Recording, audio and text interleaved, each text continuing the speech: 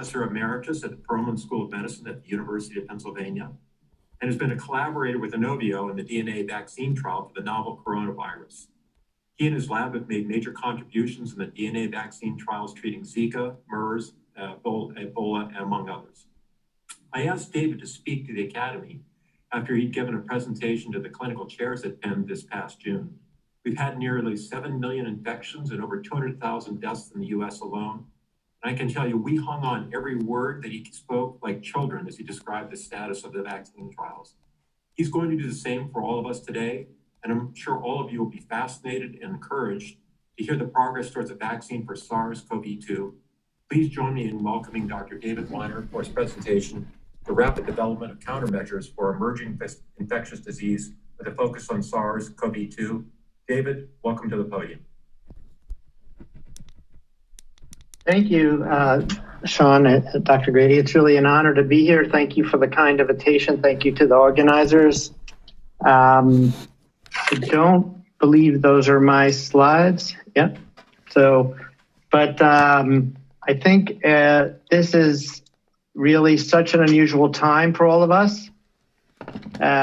Such an unusual way our lives have been changed. And Sean and I were just talking about how these. I didn't get that. Really, could you try again? I'm sorry.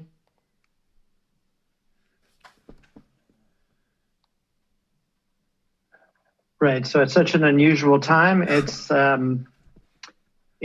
really this is one of the few outlets people have really in this unusual time, and it's very important that we can work through these novel venues to communicate the different projects we're working on, the different ways we're trying to make progress. In the talk today, I will be focusing on rapid countermeasures for SARS-CoV-2. Really talking about giving some history about how we get to this point, even to be in a position to have the development of countermeasures that are becoming available through larger clinical trials in record time. And that in itself is an unprecedented accomplishment. And I think that while we're all sort of thinking about this as when can we resume normal, so to speak, the truth is the speed at which we're addressing these issues are really unprecedented. And so thank you. So the speed at which we're addressing them are unprecedented. I guess I will start with that I have several relationships, commercial relationships that are listed on this slide and on the form that I sent back to the Academy. And they are managed by the Wistar General Counsel's Office, actually. And so I think you should take note of those and therefore be accordingly skeptical of anything I might say that has anything related to them. So let's go to the next slide. There you go. So I'm going to start out with 1918 global pandemic. This is another respiratory pathogen. This is really illustrative of the situation we're in today. It's kind of dramatic as it hit United States quite hard. It hit Philadelphia exceptionally hard. Of the 2 million citizens of Philadelphia, approximately 500,000 became infected during this pandemic. I've put in some clips that highlight the relationship between where we are today and this outbreak. You can see this public health announcement says in the left corner, wear a mask from the Red Cross, and talks about how effective they are. And then in the middle figure is actually a pharmacist and his coworkers, and he's took this picture with the mask on in order to show the public that it was safe to come into his pharmacy because they were going to be masked. if you look at the headline on the newspaper on the far right, you'll see quite similar to what we've been living through. Churches, schools, shows closed, all public assemblies are not allowed. And you'll notice the backdrop of World War I in the corner there, Americans and French smash the foe. The military influenza wards, it hit the military exceptionally hard because of the close quarters. And you can see an influenza ward in the military. And you'll notice the risk mitigation there was the sheets between the different patients lined up. How successful they were is unclear. And the numbers of people who died created issues for disposal of bodies as shown in the middle figure. And then you'll notice the guidelines about what to do and what not to do. Another public health announcement about the influenza outbreak. And about 500 million people were infected. That's about a third of, depending on whose estimate, the world's population with 50 million deaths. That's the explosive concern of a respiratory pandemic compared to other pandemics, which cannot spread so easily person to person. And of course, we do know this current outbreak has a high frequency of spread. And the other thing I want to point out, there were 3 waves, March of 1918, August, September of 1918. And so we had the first wave in the winter, spring time. And then we believe we're going to a second wave right now. And then was a third wave in January, February of 1918. And one of the things you noticed from this pandemic was the age change in cases. It wasn't just the very young and the very elderly, and this also has an age change associated with it. It also included groups in the middle. So, but from that time on, in the 20th century, enormous number of vaccines were developed and put into practice routinely, and antibiotics came into their heyday. And this shows you some of the effect of vaccines on cases. And what you see is smallpox. The colors are during years, different samplings, and there's cases. And then we get to the 1960s, and you start to see vaccination. The cases all go away. And as you know, in 1981, it was declared eliminated from the planet, quite an accomplishment. Also a droplet spread pathogen. Pertussis, whooping cough, these dots that come back are under vaccination or different groups. Mumps, under vaccination, cases appear. So what you see from this is that, and then you have measles, polio, rubella, and on and on. So not only do you prevent death and severe morbidity, you eliminate traces of the disease, which has an enormous impact on the way we live and our medical systems. This would be estimated to be perhaps as many as 500 new hospitalizations a year without the current vaccines, and that would be overwhelming to our medical systems. And so our life, the way we have come to know it, is from infectious disease is controlled by vaccines, antibiotics, and public health measures. But those are enormous tools. But because of this enormous success, we started to think prematurely that there was victory of infectious disease.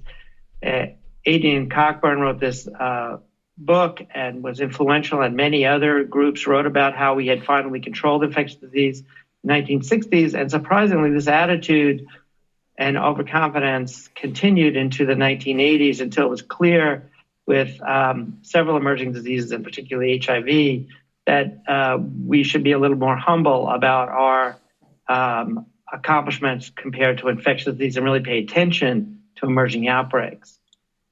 And this is in a slide that actually was prepared by the NIH from one of Dr. Fauci's presentations on global emerging and re-emerging infectious diseases from just a few years ago. And I added in some newer ones. And this is just over the last 40 years or so. And so what you can see in the red are all the newly emerging, and then you have re-emerging. And and we'll skip the deliberately emerging. But as you can see from the red, there's a lot of shots on goal by nature.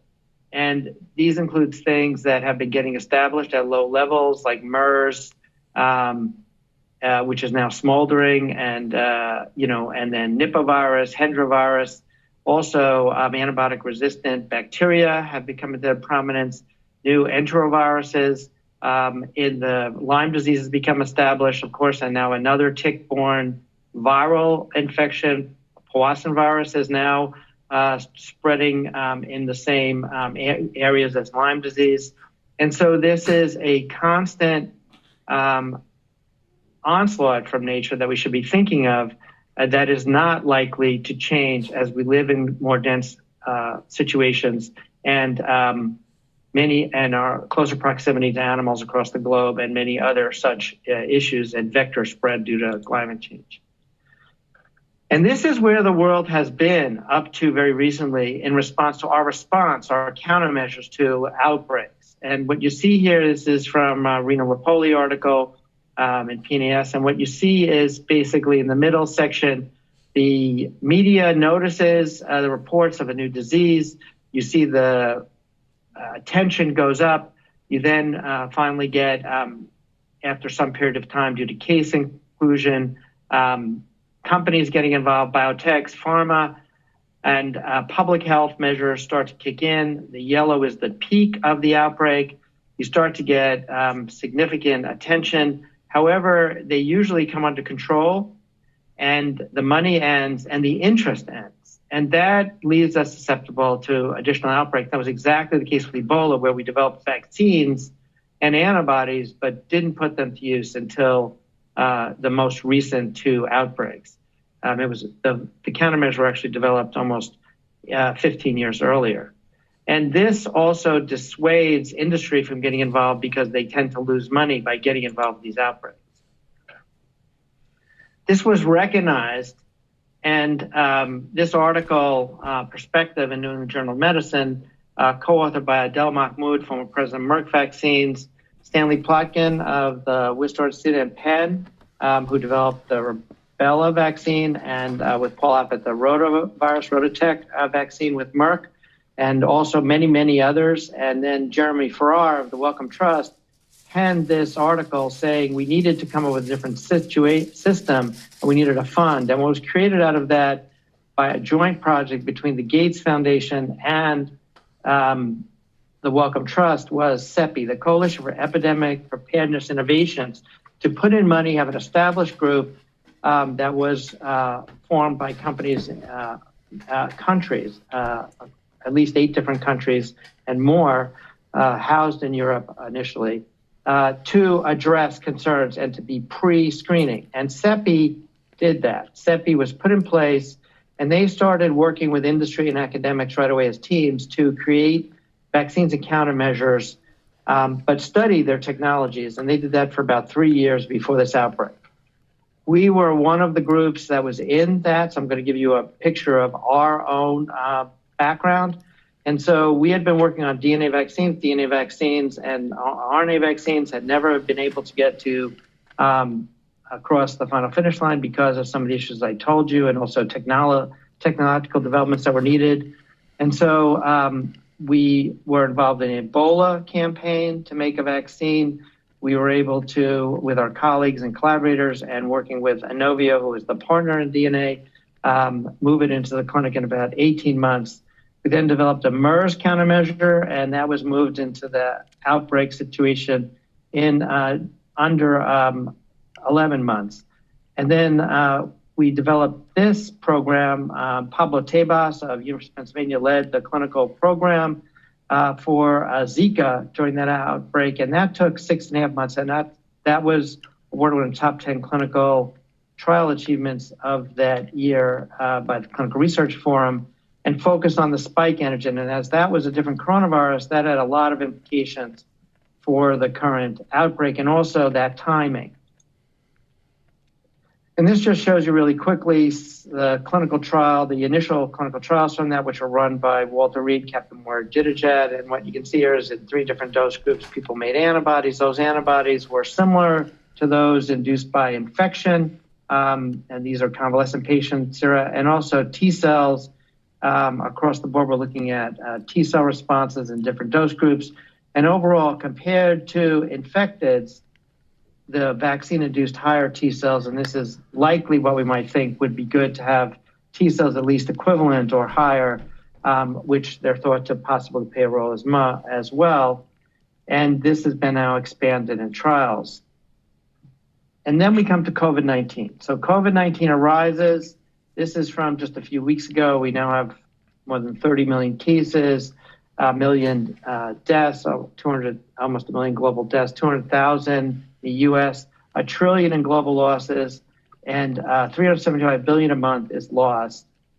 And of course, the prediction from the WHO that the only way out of this is really through a vaccine. However, I do want to point out they did not model therapeutic interventions in this paper, which really stimulated the whole global approach. So where are we with vaccines? We've had a lot of vaccines for proteins that have advanced in the last few years and made substantial advances. So antigen plus what's called an adjuvant to stimulate the immune response. And we've gone to sort of recombinant protein designs with adjuvants that stimulate strong antibody responses.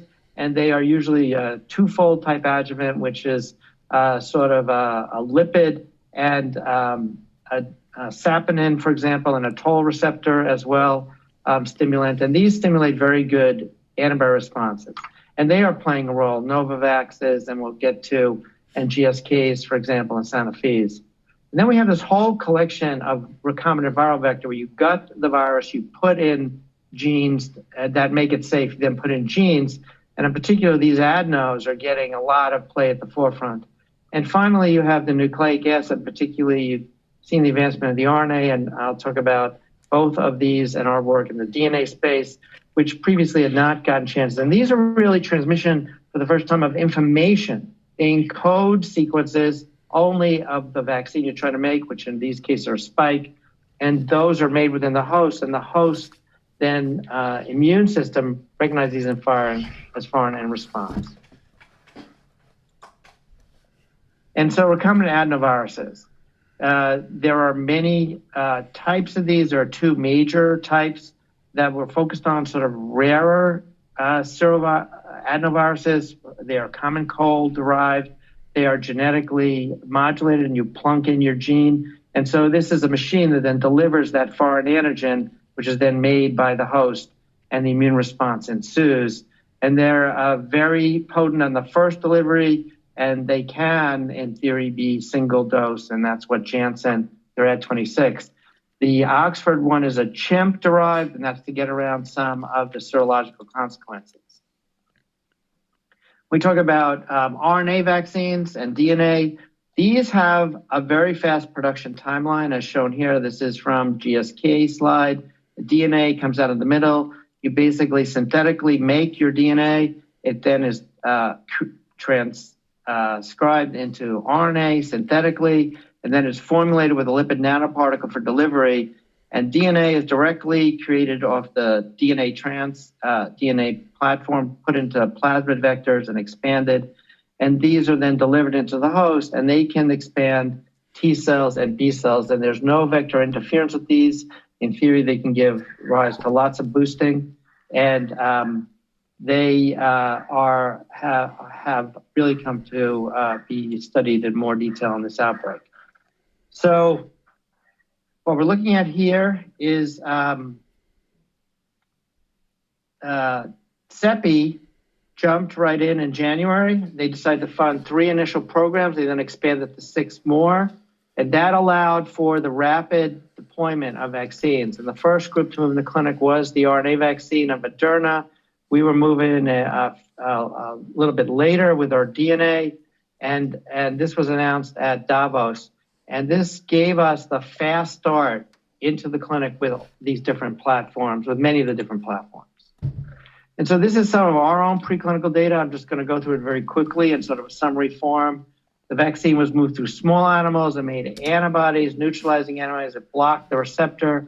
It also induced T cells and protection, which I'll show you on the next slide, in mouse models, as well as inducing antibodies in the lung where we want to protect, and neutralizing antibodies. And what I'm showing you here is neutralizing of the newly emerged strain D614G, which we also report on with this vaccine, suggesting that that this mutant is not going to escape current vaccine platforms.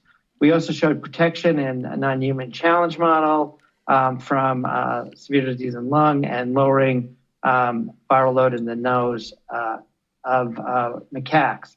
In mouse models, we showed 2 doses were 100% protective, and a single dose could significantly lower viral load and protect significantly a group of the mice as well compared to the controls.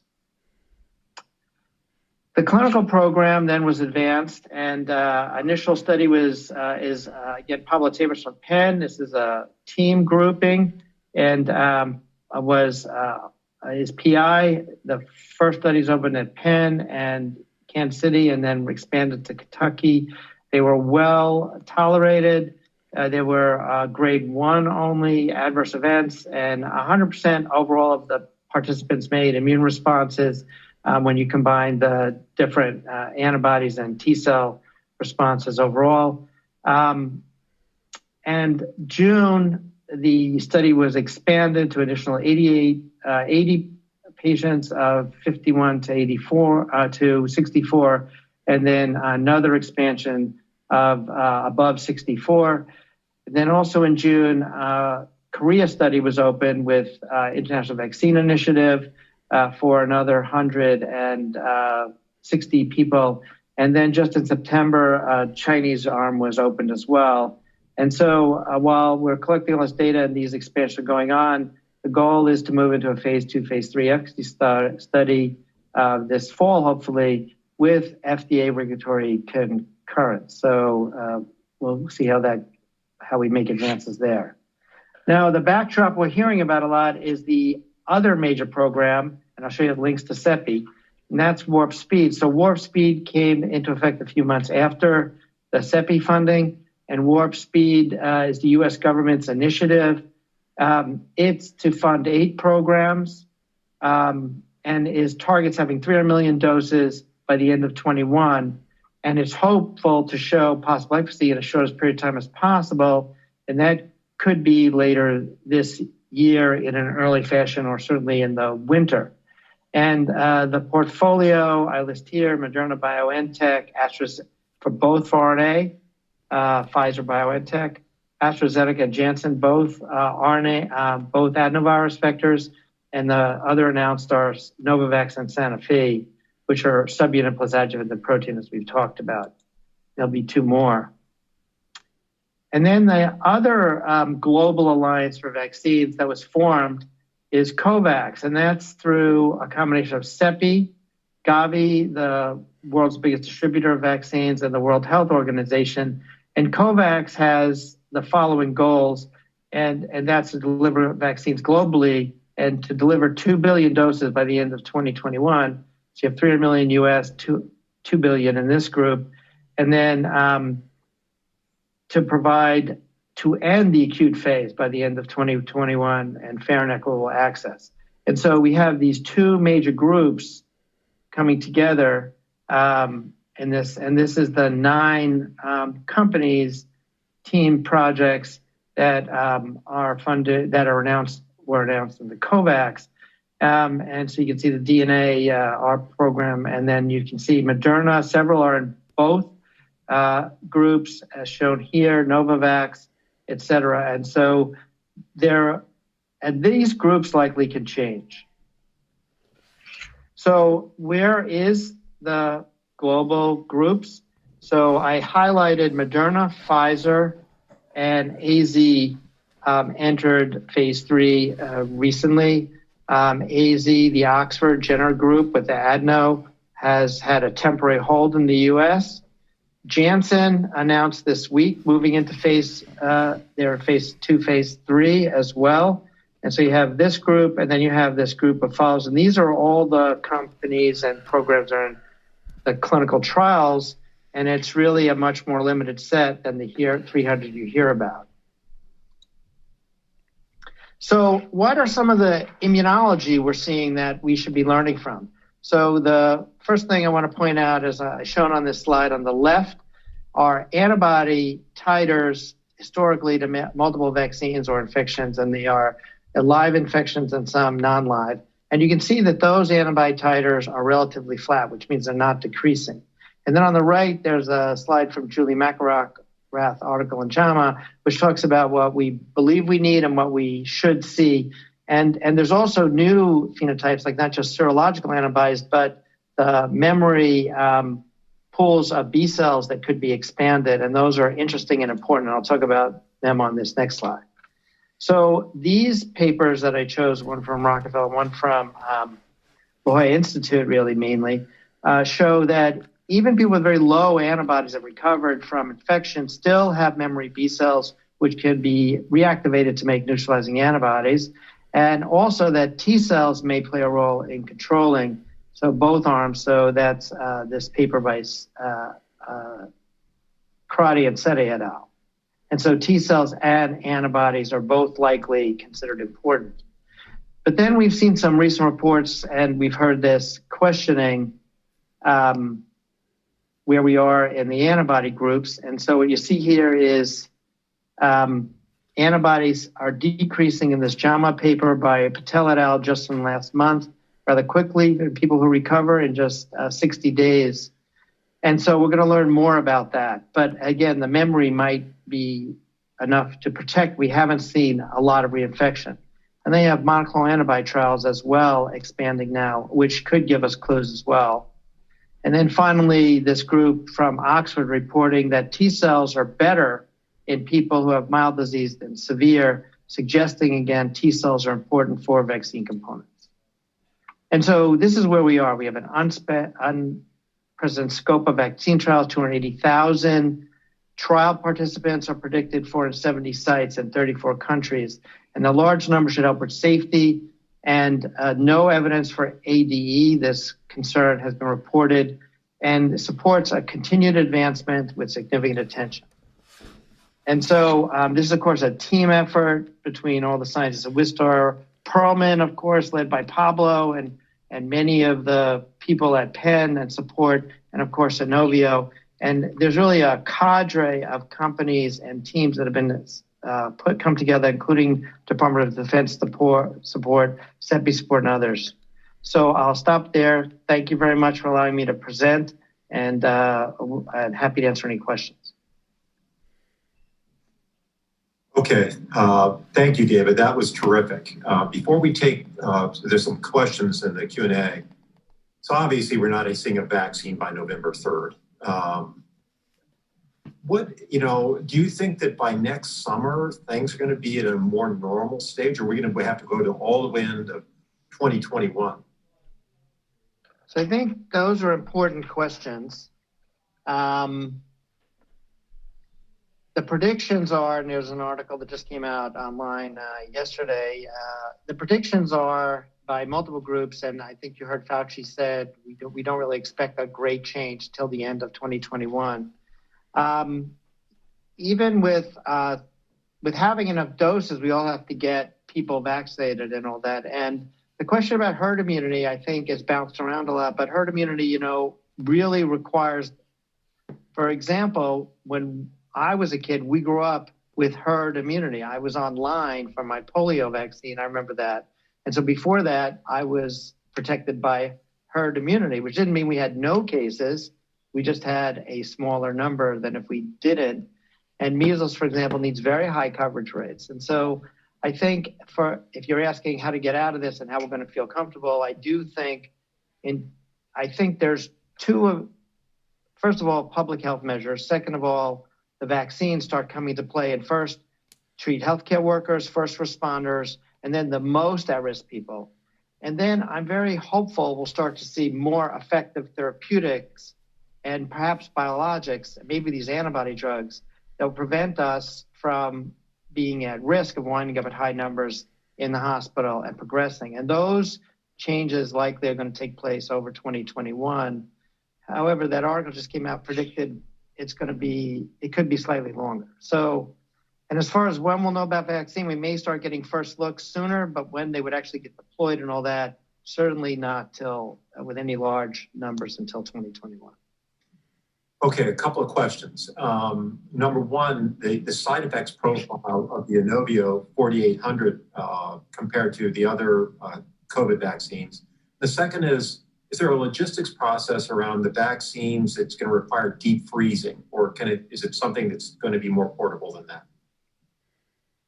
So those are really two important questions. So Inovio has had a overall well-tolerated grade ones only in the first reported group.